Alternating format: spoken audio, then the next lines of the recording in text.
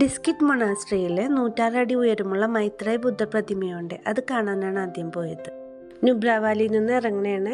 2 ദിവസത്തെ താമസമായിരുന്നു നുബ്രാവാലിയിൽ ഉണ്ടായിരുന്നത്. ഇനി ടാങ്സ്ലെ എന്ന സ്ഥലത്തോട്ടാണ് പോകുന്നത്. ഈ ടാങ്സയിലാണ് ഫേമസ് ആയിട്ടുള്ള പാങ്കോക്ക് ലേക്കൊക്കെ ഉള്ളത്. ഇത് ഡിസ്കിറ്റ് മൊണാസ്ട്രിയുടെ എൻട്രൻസ് ഗേറ്റ് ആണ്.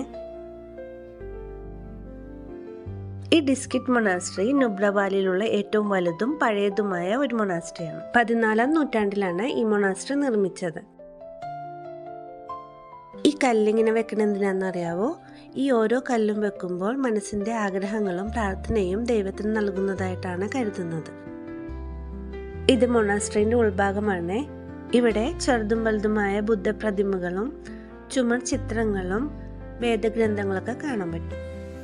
ഈ മൊണാസ്ട്രിയിൽ ഒരു ഉത്സവം നടക്കാറുണ്ട്. ദോസ്മോച്ച ഉത്സവം എന്നാണ് പറയുന്നത്. ടിബറ്റൻ കലണ്ടർ പ്രകാരം 12ാം മാസത്തിന്റെ അവസാനമാണ് ഈ ഉത്സവം നടക്കുന്നത്.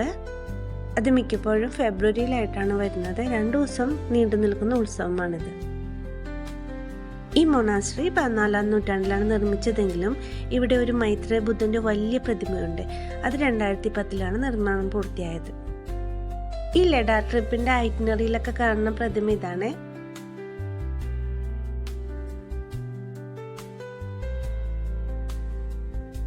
ഈ സൈഡിൽ കാണുന്ന ബിൽഡിംഗ് ഒക്കെ മൊണാസ്ട്രിന്റെ ചെറിയ ചെറിയ ഭാഗങ്ങളാണ്.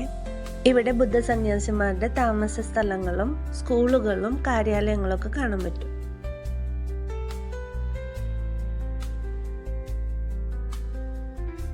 ഈ മൊണാസ്ട്രി ഒരു കുന്നിന്റെ മുകളിലായോണ്ട് താഴെ നുബ്രാവാലിന്റെ ഫുൾ വ്യൂ കാണാൻ പറ്റും. മൗണ്ടൻസിന്റെ ഇടയിലാണ് ഈ നുബ്രാവാലി ഉള്ളത്. ലേ കഴിഞ്ഞാൽ പിന്നെ ഏറ്റവും വലിയ വില്ലേജ് ആണ് ഈ നുബ്രാവാലി. ദൂരെ കൂടി ഒഴുകുന്ന ഷ്വാക് നദിയും കാണാൻ പറ്റും. ഇതാണ് മൈത്രേയ ബുദ്ധന്റെ പ്രതിമ. ഭാവിയിൽ വരാനിരിക്കുന്ന ബുദ്ധനെയാണ് മൈത്രേയ ബുദ്ധൻ എന്ന് പറയുന്നത്. ഈ ബുദ്ധ പ്രതിമ ലോക പ്രശസ്തമാണ്. ശാന്തിയുടെയും സമാധാനത്തിന്റെയും പ്രതീകമായാണ് ഇത് നിർമ്മിച്ചത്. ഈ പ്രതിമയ്ക്ക് 106 അടി ഉയരമുണ്ട്.